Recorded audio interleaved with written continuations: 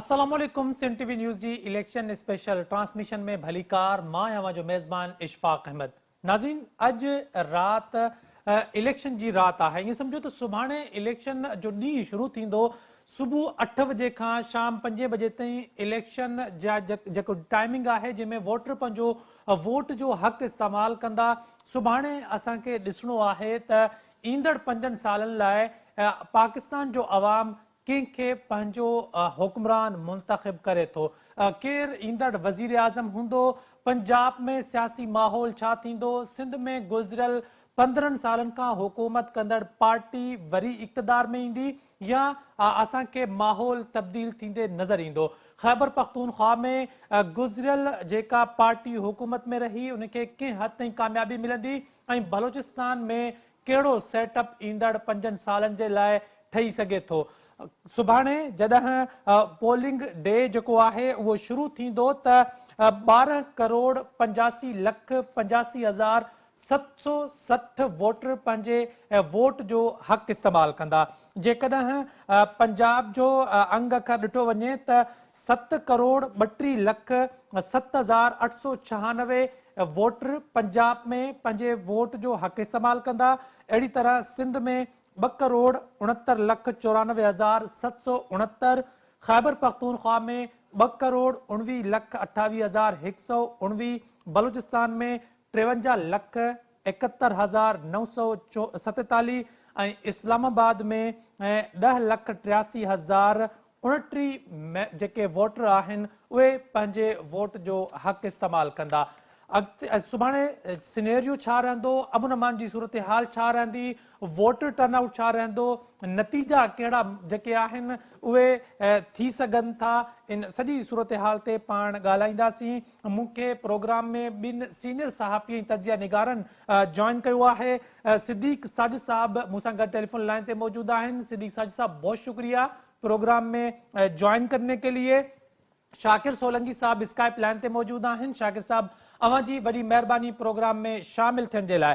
सिद्दीक़ साजिद साहब, पंजाब में कल सियासी दंगल क्या रुख इख्तियार कर सकता है? आप क्या समझते हैं कि 2018 में जो इंतखाबात मैनेज करने की कोशिश की गई थी वो दोबारा मुस्लिम लीग नून अपने खोई हुई जो सीटें थी वो वापस हासिल कर पाएगी या मुकाबला बहुत टफ है, कुछ कहा नहीं जा सकता? जी बहुत शुक्रिया। मुकाबला टफ नहीं है जी, मुकाबला बिल्कुल हमें यकतरफा नजर आ रहा है।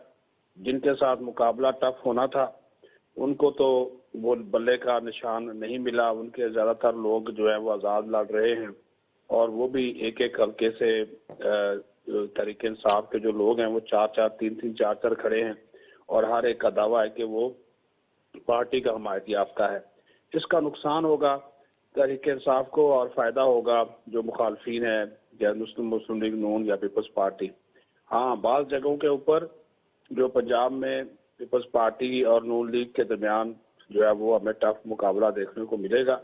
खास तौर पर जो जनूबी पंजाब के बाज़ इलाके हैं, रहीम यार खान है, सादकाबाद है, बावलपुर है, मुल्तान है, शुजाबाद है, इनसे जो है वो और जहाँ पे अरशद रसूख है, यूसुफ रजा गिलानी का, मखदूम अहमद महमूद का, तो वहाँ पे जो है वो पीपल्स पार्टी के जो उम्मीदवार हैं उन्होंने काफ़ी मेहनत तो की है। खुद बिलावल भुट्टो ज़रदारी ने भी, जिस तरह जितने भी सियासी लीडर थे, सबसे ज़्यादा जो एक मुअस्सर और एक काबिल एतमाद और फिर साथ साथ जो मुतासर करने वाली इंतखाबी मुहिम चलाई है बिलावल भुट्टो ज़रदारी ने, वो किसी और सियासी लीडर ने नहीं चलाई।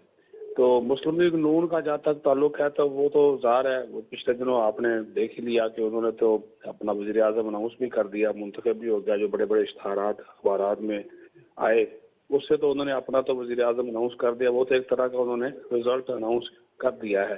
तो वो चूँकि माहौल 2018 वाला इस वक्त नहीं है, उस वक्त तो बहुत से जो लोग थे मुस्लिम लीग नून के, उनके से टिकट ही वापस ले लिए गए थे और उनको टिकट लेने नहीं दिया गया था, बल्कि लिए गए टिकट जो थे वो वापस कर दिए गए थे। लेकिन अब वो सिचुएशन नहीं, लेकिन उस तरह के हालात के बावजूद मुस्लिम लीग नून जो थी वो पंजाब में जीती थी, लेकिन वो हुकूमत नहीं बनाने दी गई थी क्योंकि इमरान खान ने इनकार कर दिया था।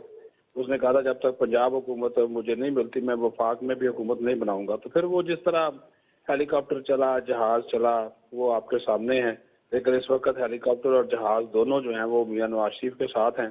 तो इस वजह से उनको जो है वो हुकूमत बनाने में कोई मसला नहीं होगा जी। शाकिर साहब, अवां कीअं था ॾिसो सभिनी खां पहिरियां पंजाब जी सियासत जे हवाले सां त जीअं सिद्दीक साजिद साहब फरमाइनि पिया त वन साइडेड मैच आहे, अव्हांखे बि पंजाब में वन साइडेड मैच थो लॻे या अव्हांखे लॻे थो त वॾा सरप्राइज़ थियण वारा आहिनि पंजाब में? न हिन महिल ताईं जेका सूरताल रही आहे इलेक्शन कैंपेन जे हवाले सां सिद्दीक साजिद सां मां बिल्कुलु एग्री थो कयां त पंजाब में जेकॾहिं पीटीआई हुजे हा बतौर पार्टी, उन जा उमेदवार स्ट्रांग उमेदवार हुजनि हा त पोइ त मुक़ाबिलो पीटीआई ऐं नून लीग जे विच में हुजे हा। मां पहिरियों बि पंहिंजे प्रोग्रामनि में पाण डिस्कस कंदा रहिया आहियूं, मुख़्तलिफ़ प्रोग्राम जेके थिया आहिनि उन में बि असां इहो चयो आहे त ही इलेक्शन त आहे कोन, ही क्लियर हिकिड़ो माना हिकु यकतरफ़ा हिकिड़ो आहे पंहिंजो, सम्झो हिकु ई पार्टी पंजाब में इलेक्शन विढ़े पई। पीपल्स पार्टी हिन भेरे कंपेन वॾी कई आहे पंजाब में, हिन में को शक कोन्हे। ऐं सिद्दीक साजिद वारी ॻाल्हि इन जे करे बि इन में तक़वियत इनखे मिले थी त नून लीग पहिरें ॾींहं खां वठी ओवर कॉन्फिडेंस नज़र आई आहे। नून लीग ओवर एस्टिमेटेड पंहिंजे शयूं कयूं वेठी आहे, माना उहा ओवर कॉन्फिडेंस इन जे करे आहे त हुनखे यकीन आहे। पहिरें ॾींहं खां मियां साहब खे आंदो वियो आहे त उन खां पोइ तव्हां ॾिठो त एयरपोर्ट ते कीअं डील कयो वियो, कीअं मियां साहब खे जेके फॉर्मेलिटी पूरी करणी हुयूं, कराइणियूं हुयूं, उहे एयरपोर्ट ते जेके सरकारी ऑफिशियल्स विया आहिनि उन खां दस्तख़तूं वठी सॼो हुनखे डील कयो वियो आहे। उन खां पोइ हुनजा जेके केस हुया, सज़ाऊं ख़तम थी वियूं, केस ख़तम थी विया, हू अहल थी वियो, नाअहली ख़तम थी वई ऐं सुप्रीम कोर्ट में हेॾो वॾो केस लाइव हलियो। त हाणे ज़ाहिर आहे उहो त सुपर लाडले जो नालो मिली वियो मियां साहब खे, त उन खां पोइ नून लीग खे इलेक्शन कैंपेन हलाइण जी बि ज़रूरत न पई ऐं नून लीग 60 जलसा अनाउंस कया त 60 जलसा कंदासीं ऐं उहे 60 जलसा उन्हनि कोन कया। ऐं तव्हां ॾिठो त बिलावल भुट्टो ज़रदारी या पीपल्स पार्टीअ जी जेका इलेक्शन कैंपेन हली आहे उहा 3 माण्हुनि हलाई आहे, 3 माण्हुनि अलॻि अलॻि हलाई आहे। ज़रदारी साहब अलॻि जलसा कया आहिनि, बिलावल साहब अलॻि कया आहिनि ऐं आसफा भुट्टो ज़रदारी अलॻि जलसा कया आहिनि। नून लीग वारनि जेके जलसा कया आहिनि उहे 3 लीडर जेके नून लीग जा आहिनि, मियां नवाज शरीफ, मरियम नवाज़ ऐं शहबाज शरीफ साहब, उन्हनि घणा जलसा जेके आहिनि उहे गॾियल तौर ते कया आहिनि। हिकु जलसे में 3 माण्हू वेंदा रहिया आहिनि ऐं पीपल्स पार्टीअ वारा 3 माण्हू 3 जलसनि में वेंदा रहिया आहिनि। माना पीपल्स पार्टी पूरे मुल्क में कंपेन भी हलाई आहे। केपीके हुजे, ज़रदारी साहब बलोचिस्तान गयो, मरीअ में जलसो करे आयो ऐं चकवाल में जलसो कयो। बिलावल साहब जेको आहे केपीके जे मुख़्तलिफ़ इलाइक़नि में जलसा कया, पर नून लीग मानसेरा में हिकिड़ो जलसो कयो। बाक़ी फोकस नून लीग पंजाब ते इन करे रखियो त पंजाब खटी ईंदासीं त मर्कज़ मिली वेंदो ऐं हेतिरियूं सीटूं पंजाब में असांखे मर्कज़ में अचण लाइ खपनि ऐं उहा पंहिंजो एस्टिमेट, पंहिंजो हिकिड़ो अंदाज़ो, पंहिंजो जेको पेपर वर्क आहे नून लीग जो, उहो नून लीग करे वेठी आहे। इन जे करे सिद्दीक साजिद वारी ॻाल्हि बिल्कुलु दुरुस्त आहे त हिन महिल ताईं। ऐं ॿियो कल्ह जेके इश्तिहार नेशनल अख़बारनि में जेके ॾिना विया त बाबा नवाज शरीफ वज़ीर आज़म, कौम ने फैसला सुना दिया। अब हू त बिल्कुलु ॻाल्हि इहा सही आहे त हू पाण खे प्राइम मिनिस्टर हाउस में शिफ्ट कयूं वेठा आहिनि, हू इलेक्शन अनाउंस कयूं वेठा आहिनि। रिज़ल्ट नतीजा इलेक्शन कमीशन त सुभाणे शाम खां पोइ या परीहं ॾींदो इलेक्शन कमीशन, पर नून लीग 3 ॾींहं पहिरियां ई अनाउंस करे छॾियो आहे त बाबा नवाज शरीफ वज़ीर आज़म आहे, नून लीग मरकज़ में हुकूमत ठाहींदी। सिद्दीक साजिद साहब फरमाइएगा कि अगर जिस तरह शाकिर साहब फरमा रहे हैं कि नून लीग अपना माइंड सेट ये बना के बैठी हुई है कि वो नेक्स्ट वजीर आजम नवाज शरीफ साहब होंगे, आपको क्या लगता है कि अगर नतायज इसके उलट हुए तो इन पार्टी के रिएक्शंस क्या होंगे? पीपल्स पार्टी के रिएक्शंस क्या होंगे? नून लीग को अगर उनके मनपसंद नतायज ना मिले तो नतायज आप क्या देखते हैं कि इन पार्टियों के रिएक्शंस क्या होंगे? देखिए, जो आप ना एक मासूमाना किस्म का सवाल आपने किया है, हालांकि हमें नजर आ रहा है और आपको भी मालूम है कि नतायज क्या होने हैं और किस तरह जो फिर मामलात जो है वो आगे चल रहे हैं। हाँ, ऐसी सूरत में कोई तब्दीली जो है वो आ सकती है कि अगर आपका, सीधी सी बात है कि टर्न आउट जो है वो 70 से 80% हो तो फिर जो आप बात कहना चाह रहे हैं, फिर मुश्किलात नून लीग के लिए भी हो जाएंगी और फिर पीपल्स पार्टी के लिए भी हो जाएगी। और मैं इस वजह से ये बात कर रहा हूँ कि जो 12 करोड़ 85 लाख वोटर्स हैं, उसमें से तकरीबन कोई 5 करोड़ जो वोटर है वो 30 से 35 साल की उम्र का है। तो अगर ये सारा वोट डाल देते हैं, ये नहीं मैं कह रहा कि सारा उसी जमात को डलेगा या तरीके इंसाफ या उनके आजाद उम्मीदवारों को, लेकिन अगर ये लोग वोट डाल देते हैं, जितना टर्न आउट कम होगा उतना फायदा ज्यादा होगा पीपल्स पार्टी और नून लीग को, और जितना टर्न आउट जो है वो ज्यादा होगा उसका फिर इनको नुकसान होगा, और पीपल्स जो तरीके इंसाफ के हिमायत याफ्ता हैं वो फायदे में जाएंगे। लेकिन जिस तरह मैंने शुरू में कहा कि तरीके इंसाफ को नुकसान होने की सबसे बड़ी वजह यह है कि चूंकि उनके पास इंतखाबी निशान बल्ला नहीं है, तो हर उम्मीदवार का एक अलग निशान उसको दिया गया है, सूबाई असम्बली का अलग से और कौमी असम्बली का अलग से। फिर वहां पे हर हल्के में हर एक बंदा ये दावा कर रहा है कि वो इमरान खान का हमायत याफ्ता उम्मीदवार, क्योंकि उनके इख्तलाफ है, पार्टी उनकी बुरी तरीका से जो है वो तकसीम और तफरीक का जो है वो शिकार है। तो जिस तरह ये जो अभी शाकिर सोलंकी साहब बात कर रहे थे, मुस्लिम लीग बिल्कुल ओवर कॉन्फिडेंट है। हाँ, ये बात है कि जिस तरह बिलावल ने मेहनत की और बिलावल ने रात जो एक मैसेज दिया है कि वोट पे डाका नामंजूर, तो कोई और तो वो तो ज़ाहिर है जी, अब वो तो पहले ट्रेंड चलाना शुरू कर दिया है तरीके इंसाफ वालों ने। अभी कुछ जाली वीडियोस भी उन्होंने बनाकर वो सोशल मीडिया पे फेंक दी, वो मंजर आम पर भी आ गई। यानी कि अभी इलेक्शन शुरू नहीं हुआ तो पहले ठप्पे लगा लगा के वो जो है जाली बैलेट पेपर्स के ऊपर वो सोशल मीडिया पे डाल रहे हैं, जिनकी दाखिली हो रही है। और कल आप देख लीजिएगा, ये सुबह सुबह ही शुरू हो जाएंगे कि ये दाखिली ज़्यादा इलेक्शन है, दीगर जो ट्रेंड बनाकर ये शुरू हो जाएंगे, पूरा दुनिया चलाएंगे ये तहरीक इंसाफ वाले। हाँ, अगर बिलावल भुट्टो जरदारी के साथ या पीपल्स पार्टी के साथ जहां जहां से पीपल्स पार्टी को उम्मीद है कि वो वहां से जीत सकते हैं, और वहां से वो नहीं जीतते या कोई बहुत बड़ी उनके साथ धांधली की जाती है, तो फिर जो है वो बाकी जमातों के निस्बत हमें बिलावल का जो रिस्पांस है वो उसका हमें मुंतजर रहना चाहिए, और उसको हमें इजी नहीं लेना चाहिए। सीधी सी बात है, वो बिलावल भुट्टो जरदारी इन चीज़ों को इतनी जल्दी हजम नहीं करेगा। ठीक है, उनके वालिद साहब की जो सियासत है वो मुफाहमत की सियासत है, मुफाहमत जो बादशाह कराते हैं, वो जब इलेक्शन हो जाएगा तो इन लोगों की पीपल्स पार्टी की जो नज़र है वो आज़ाद उम्मीदवारों के ऊपर है। और अगर पीपल्स पार्टी ने, सीधी सी बात है कि कौमी असम्बली की 70 के करीब नशिस्तें, 70 या 75 के करीब नशिस्तें हासिल कर ली, जिसकी वो उम्मीद रखते हैं, तो फिर साथ इनको आज़ाद उम्मीदवार अगर 20-25 साथ मिला लेते हैं तो फिर ANP भी इनके साथ होगी, और दीगर कुछ और सियासी जमातें भी अपने साथ मिला सकते हैं, जिसका तजर्बा है बाकायदा तौर पर आसिफ जरदारी को। तो फिर मुश्किलात बढ़ जाएंगी मुस्लिम लीग नून के लिए, ये भी मैं आपको बता दूं। तो ये इसी वजह से आसिफ जरदार ने आपने एक चीज नोट की होगी कि बड़ी अग्रेसिव और जारहाना अंदाज में कंपेन चलाई है बिलावल भुट्टो जरदारी ने, लेकिन आसिफ जरदारी ने कोई बात ऐसी नहीं की। उन्होंने किसी के ऊपर कोई कीचड़ नहीं उछाला, उन्होंने किसी को कोई इल्जाम नहीं दिया। वो उसकी सबसे बड़ी वजह यह है कि आसिफ जरदारी को पता है कि असल गेम जो है वो इंतखाब के बाद शुरू होनी है, कल के दिन के बाद, और वो नजर रखते बैठे हुए आजाद उम्मीदवारों के ऊपर। तो लेकिन अगर पीपल्स पार्टी 50 या 60 के करीब रहती है तो फिर तो ज़ाहिर अपोजिशन लीडर बिलावल भुट्टो जरदारी होंगे। लेकिन बात यही है कि एक जो रिजल्ट है जो आता है उसको पीपल्स पार्टी मानती है या नहीं मानती, क्योंकि मुख्तलिफ किस्म के जो सर्वे हैं हम उसके ऊपर कोई कमेंट नहीं करते, वो कुछ और इशारे दे रहे हैं। और जो मुस्लिम लीग नून का तो वो ज्यादातर वो कह रहे हैं ये तो 110 और 115। अच्छा सिद्दीकी साहब ये फरमाइएगा कि अगर जिस तरह आप कह रहे हैं कि भाई वाज़े नजर आ रहा है कि नून लीग जो है वो कामयाब हो सकती है, क्योंकि ताकतवर हल्के यही चाहते हैं कि वो कामयाब हो। अगर हो जाती है वो कामयाब, तो आप समझते हैं कि नवाज शरीफ को इस चीज का भी ग्रीन सिग्नल मिला हुआ है कि वजीर आजम वही बनेंगे। अगर वही बनेंगे तो मरियम और शहबाज का सेटअप आप कैसे देखते हैं कि पंजाब, तख्ते लाहौर जो है वो किसको मिलेगा, और फिर मरियम नवाज जो है वो कहां एडजस्ट होंगी? एक चीज और नोट करें कि नवाज शरीफ को चौथी मरतबा वजीर आजम बनाने की बात शहबाज शरीफ कर रहा है, मरियम नवाज कर रही है।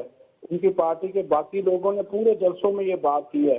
नवाज शरीफ ने अभी तक एक बार भी ये नहीं कहा कि जो चौथी मरतबा वज़ीर आज़म बनाए। जिस तरह बिलावल भुट्टो जरदारी का उसने सरेआम बात कही है, उसकी पार्टी ने उसको नामजद कर दिया और वो जलसों में कहता रहा। नवाज शरीफ ने आज तक ये बात नहीं कही कि मुझे वज़ीर आज़म बनना है। वो हमेशा बात करते रहे कि जब हमारी हुकूमत अभी आएगी तो हम ये करेंगे, वो करेंगे, फला करेंगे। मतलब ये है कि नवाज शरीफ के जहन में अपने अलावा भी ऑप्शन मौजूद हैं और ये मैं आपको बता दूं कि ये इस ऑप्शन की तरफ नवाज शरीफ जा सकते हैं। नवाज शरीफ का सबसे बड़ा जो मसला है वो इंतहाई तजर्बाकार सियासतदान है, सबकी बातें सुनते हैं, खामोशी से सुनते रहते हैं, लेकिन वो फैसला अपना करते हैं। उनको इतना सादा और मासूम मत समझें, वो फैसला अपना करेंगे। हाँ, उनकी पार्टी जैसे ही इलेक्शन कल होता है उनको नशिस्तें मिल जाती हैं, उनकी पार्टी उनको वजीर आजम नामजद करेगी। क्या वो नामजदगी नवाज शरीफ कबूल करते हैं या नहीं करते, या फिर शहबाज शरीफ को ही आगे लाते हैं या मरीम नवाज को आगे लाते हैं, ये अभी खुद इस चीज का फैसला नवाज शरीफ ने करना है। लेकिन ये मैं बार बार आपसे इसी वजह से बात कर रहा हूँ कि ये आप रिकॉर्ड निकलवा कर देख लें, नवाज शरीफ ने एक बार भी नहीं कहा कि मैं चौथी मरतबा वज़ीर आज़म बनूंगा। वो उनके और ये चीजें यहाँ पे इक़्तिदार के वानों में डिस्कस हो रही हैं। जो आपका सवाल है कि सवाल ये नहीं है कि मुस्लिम लीग नून जीत जाएगी, सवाल ये है कि मुस्लिम लीग नून वज़ीर आज़म किसको बनाएगी।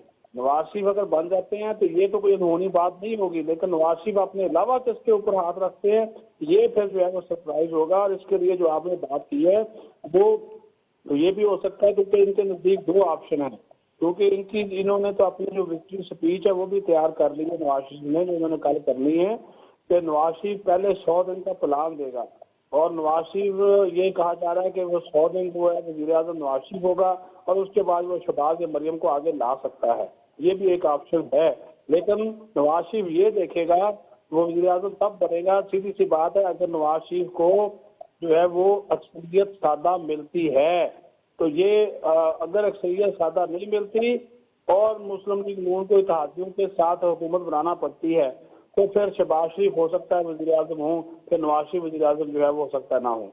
शाकिर साहब, जेकॾहिं सूरत हाल अहिड़ी थिए त 80 खां 85 सीटूं नून लीग वटि हुजनि ऐं जहिड़ो कर 60 खां 65 जे विच में पाकिस्तान पीपल्स पार्टी बीहे ऐं पीटीआई वारा जेके आज़ाद आहिनि उहे बि 40 खां 50 ताईं वञी पहुचनि, अव्हांखे छा थो लॻे त पीपल्स पार्टी नून लीग सां गॾु वेंदी या तहरीक इंसाफ़ सां इतिहाद ठाहे का अलॻि हुकूमत ठाहींदा? ॾिसो, ही जॾहिं पीडीएम जी हुकूमत हुई तॾहिं त ऐलान हिननि जेके कया हा पीपल्स पार्टी, नून लीग ऐं ॿियूं जेके जमातूं आहिनि, इन्हनि त असां ईंदड़ जेका हुकूमत ठहंदी उन में 5 साल बि असां इहा ई क़ौमी हुकूमत हिकिड़ी ठाहींदासीं। इन इम्कान खे बि रद्द नथो करे सघिजे, पर उहो इन जे करे थोरा तल्लुकात ख़राब थिया आहिनि त नून लीग कमिटमेंट जेका कई हुई पीपल्स पार्टीअ सां ऐं JUI सां, मौलाना फज़लुर रहमान सां, त गॾिजी इलेक्शन विढ़ंदासीं, सीट एडजस्टमेंट कंदासीं, उहा नून लीग कमिटमेंट पंहिंजी पूरी न कई ऐं नून लीग शायदि सोलो फ्लाइट कयो ऐं नून लीग पंहिंजो एतमाद जेको आहे उहो ख़राब कयो आहे। बिलावल भुट्टो ज़रदारी जी जेका नवाज शरीफ टारगेट रहियो आहे, तनक़ीद नून लीग ते थींदी रही आहे, इन जो बि हिकिड़ो कारण इहो ई आहे। ऐं मौलाना सां त असां मुलाक़ातूं बि थियनि पियूं ऐं मौलाना भी शिकायत इहा कई त जेको नून लीग कमिटमेंट कई हुई JUI सां उहा नून लीग पूरी न कई आहे, जंहिंजो नुक़सान थियो आहे इन्हनि जमातुनि खे। ज़ाहिर आहे नून लीग वॾी जमात आहे, पंजाब जी KPK में बि कुझु सीटूं आहिनि, कुझु बलूचिस्तान में, त नून लीग जेकॾहिं सीट एडजस्टमेंट करे हा त हिन जा मसइला कुझु बहितर थियनि हा, पर नून लीग एतमाद ख़राब कयो आहे। ऐं बिलावल इहो क्लियर करे चुको आहे त नून लीग सां असां खटी आयासीं त नून लीग सां गॾिजी हुकूमत न ठाहींदासीं। कल्ह ख़ुर्शीद शाह सां बि ॻाल्हि मुंहिंजी थी त उन बि चयो त इहो इम्कान अञा फ़िलहाल न आहे, पर इलेक्शन खटी अचूं त पोइ ॾिसंदासीं। ऐं नून लीग एतमाद ख़राब ज़रूरु कयो आहे। बिलावल कल्ह जेके नवाज शरीफ जे बारे में ॻाल्हियूं कयूं त बाबा नवाज शरीफ लाॾलो आहे ऐं हिन खे जेकॾहिं वज़ीर आज़म बणाए वियो त ही उन्हनि सां ई वरी जंग शुरू कंदो, लड़ाई शुरू कंदो, जेके हिनखे वज़ीर आज़म बणाईंदा, छाकाणि त हिन जो माज़ी अहिड़ो ई रहियो आहे त नून लीग एतमाद ख़राब यकीनी तौर ते सियासी जमातुनि जो कयो आहे। पर पीपल्स पार्टी, इन में बि को शक कोन्हे त पीपल्स पार्टी PTI जे आज़ाद मेंबरनि ते नज़र रखी वेठी आहे, छाकाणि त आज़ाद मेंबर जेके PTI जा जेतिरा बि खटी अचनि, 40 अचनि, 50 अचनि, 30 अचनि, पर उहे जेकॾहिं वींदा या त आज़ाद हैसियत में वेहंदा ऐं जिन क़ुरान खया आहिनि, हल्फ कया आहिनि, बाक़ी जेके मेंबर आहिनि उहे जेकॾहिं वेंदा ॿियनि पार्टियुनि में त उहे नून लीग में त तमामु घटि इम्कान आहिनि त PTI जा मेंबर वञनि। उहे जेकॾहिं वञी सघनि था त उहे पीपल्स पार्टीअ सां वञी सघनि था। हिकिड़ी ॿी अहम इंकिशाफ तव्हां सां मां तव्हांखे इहो बि ॿुधायां, कल्ह जेको मुंहिंजे प्रोग्राम में हिकिड़े दोस्त कयो, PTI कवर कंदो आहे, उन चयो त नदीम अफ़ज़ल चंद PTI में हुयो। 2018 में जॾहिं इलेक्शन थी त उन वक़्तु नदीम अफ़ज़ल चंद ऐं इमरान ख़ान ऐं इन्हनि जे विच में तय थी चुको हो त पीपल्स पार्टी ऐं PTI गॾिजी हुकूमत ठाहींदियूं। पर पोइ शाह महमूद कुरैशी ऐं जहांगीर तरीन इन जी मुखालफ़त कई, जंहिंजे करे गॾियल हुकूमत PP ऐं PTI जी न ठही सघी। 2018 में शुरूअ जी ॻाल्हि थो कयांव। पोइ PTI जेको आहे उहो ॿियनि जमातुनि, नंढियुनि नंढियुनि जमातुनि खे मिलाए करे हुकूमत ठाही। त PTI ऐं पीपल्स पार्टीअ जी त हम आहंगी थी सघे थी, आज़ाद मेंबर वञी सघनि था पीपल्स पार्टी में। नून लीग सां हम आहंगी बिल्कुलु न आहे।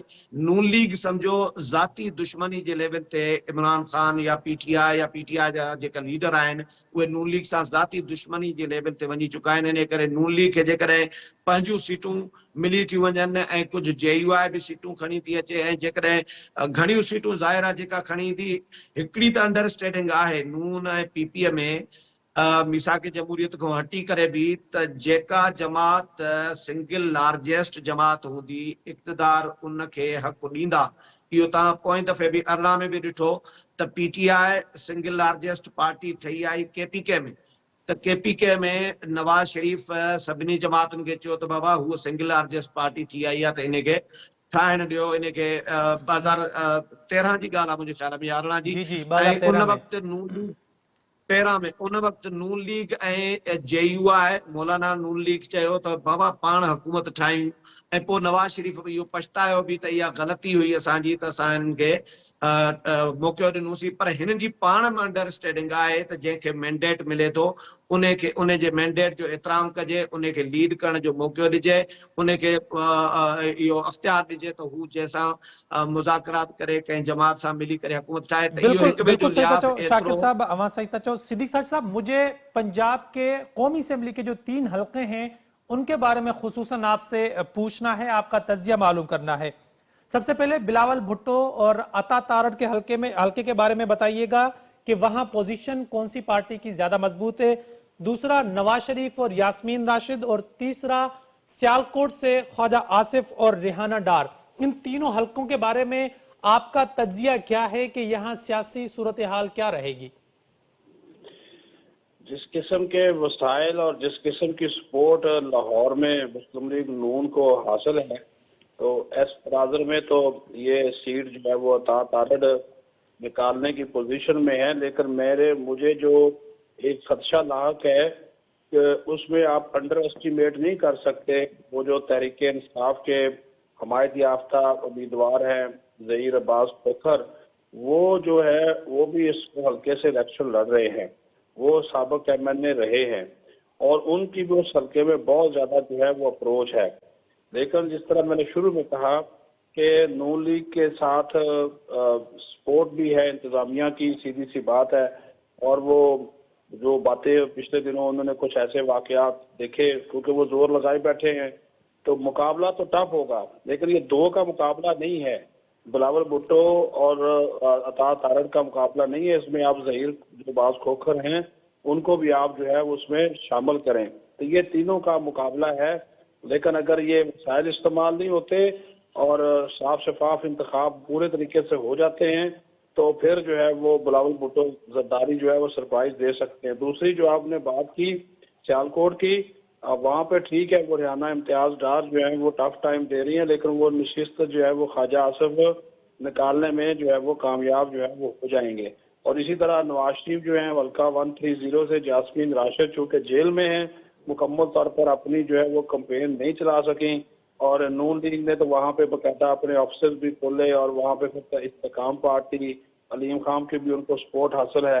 तो नवाज शरीफ जो है ये नशिस्त जो है वो जीतने में मेरे ख्याल में कामयाब हो जाएंगे, लेकिन मार्जिन जो है वो हो सकता है कि इतना ज्यादा ना हो और यास्मीन राशिद उनको टफ टाइम तो देंगी, लेकिन चूंकि वो अपनी कंपेन नहीं चला सकी और लेकिन इसमें साथ साथ जो मेरे यहाँ पे जो दो तीन चीजें ना वो आप मत भूलिएगा कि अगर मार्जिन कम हुआ तो इन लोगों के लिए मुश्किलात होंगी, क्योंकि जो तहरीक लब्बैक का वोट है फिर जमात इस्लामी का वोट है, इसको आप अंडर एस्टिमेट मत कीजिएगा, क्योंकि तहरीक लब्बैक ने 240 कौमी असम्बली की नशस्तों पर अपने उम्मीदवार खड़े किए हैं और जब 2018 का इलेक्शन हुआ था तो तहरीक लब्बैक तीसरी बड़ी सियासी जमात के तौर पर सामने आई थी, जिन्होंने चौथी बड़ी सियासी जमात के तौर पर सामने आई थी, जिन्होंने तहरीक इंसाफ पीपल्स पार्टी और नून लीग के बाद सबसे ज्यादा वोट लिए थे। 28 लाख के करीब वोट इन लोगों ने लिए थे, लेकिन अभी तो वो टफ टाइम दे रहे हैं। तो ये तमाम तर जो चीजें हैं ना इसको भी ज़हन में रखना बहुत जरूरी है। नवाज शरीफ का ज़ाहिर है एक फजा भी बन जाती है, तो एक हवा चली है पंजाब में कि और सबको पता है कि जी नवाज शरीफ ने वज़ीर आज़म बनना या नून लीग की हुकूमत आनी है, तो लोग उस वजह से भी अपने मसले मसाइल हल करने की वजह से वो फिर लोगों का जो ट्रेंड जो ज़हन है वो बदल जाता है।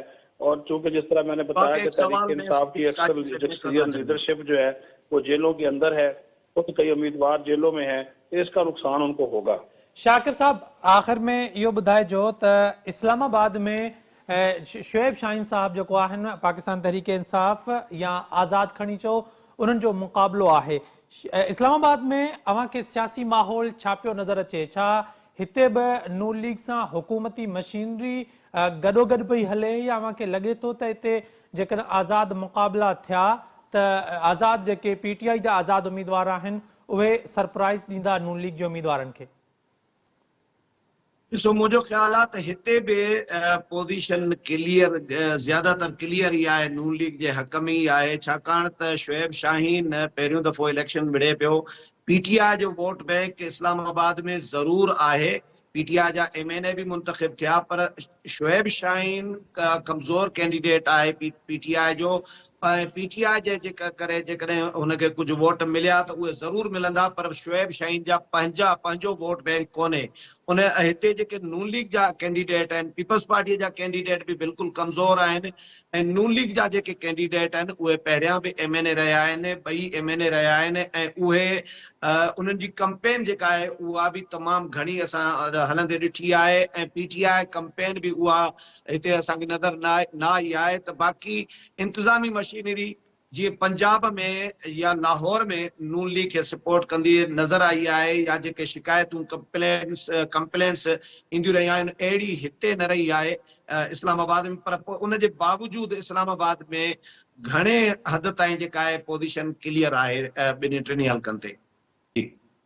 ठीक है सिद्दीक साजिद साहब, शाकिर सोलंकी साहब, अवां ॿिन्ही जी वॾी महिरबानी प्रोग्राम में शामिल थियण जे लाइ। नाज़रीन सुभाणे इलेक्शन जो ॾींहुं आहे। इलेक्शन वोटर पंहिंजे वोट जो हक़ इस्तेमालु कंदो ऐं 5 सालनि खां पोइ जॾहिं इहो हक़ इस्तेमालु कंदो आहे त हू 5 सालनि ताईं पंहिंजा इख्तियार उन नुमाइंदे हवाले कंदो आहे जंहिंखे हू वोट ॾींदो आहे। पोइ उहो नुमाइंदो उन जी बहितरी जे लाइ केतिरे हद ताईं कमु करे थो या नथो करे, इन जो फ़ैसिलो वरी 5 सालनि खां पोइ थियणो आहे जॾहिं हू ॿीहर वोटनि जे लाइ अव्हां वटि ईंदा आहिनि। गुज़िरियल हुकूमतूं जेके अव्हां जे साम्हूं रहियूं आहिनि, पाकिस्तान पीपल्स पार्टी जी सिंध वारी हुकूमत हुजे, पंजाब में खैबर पख्तूनख्वा में PTI जी हुकूमत हुजे, वफ़ाक़ में साढा 3 साल पाकिस्तान तहरीक इंसाफ ऐं 1.5 साल PDM जी हुकूमत हुजे, इन सभिनी हुकूमतनि जूं परफॉर्मेंस जेके आहिनि उहे अव्हां जे साम्हूं आहिनि। सुभाणे सभिनी खे असां हिन प्लेटफॉर्म तां इहा रिक्वेस्ट ज़रूरु कंदासीं त हर माण्हू पंहिंजे वोट जो हक़ ज़रूरु इस्तेमालु करे। काफ़ी माण्हू जॾहिं इहो सोचे ऐं घर वेही रहंदा आहिनि त असांजे वोट सां को फ़र्क़ु न पवंदो, त वोट भले हिकु ई छो न हुजे, हिकु वोट सां फ़र्क़ु पवंदो आहे ऐं हर वोटर ते इहो लाज़िम आहे, इहो उन ते फ़र्ज़ु आहे, क़ौमी फ़रीज़ो ईअं सम्झो चइजे त उहो लाज़िम आहे त उहो वञी ऐं पंहिंजे वोट जो जेको हक़ आहे उहो ज़रूरु इस्तेमालु करे त जीअं इस्तेमालु करण खां पोइ उनखे इहो हक़ हासिलु आहे त हू कंहिं ते बि तनक़ीद करे सघे थो त इन्हनि कमु सही कयो आहे या नाहे कयो। जेकॾहिं अव्हां वोट ई कास्ट न कंदव त पोइ अव्हां वटि इन ॻाल्हि जो हक़ बि ख़तमु थी वेंदो त अव्हां उन्हनि ते तनक़ीद कयो त उन्हनि अव्हां जे लाइ कमु न कयो आहे। अॼु जी इलेक्शन ट्रांसमिशन में एतिरो ई। पंहिंजे मेज़बान इशफाक अहमद खे ॾींदा इजाज़त। अल्लाह हाफ़िज़।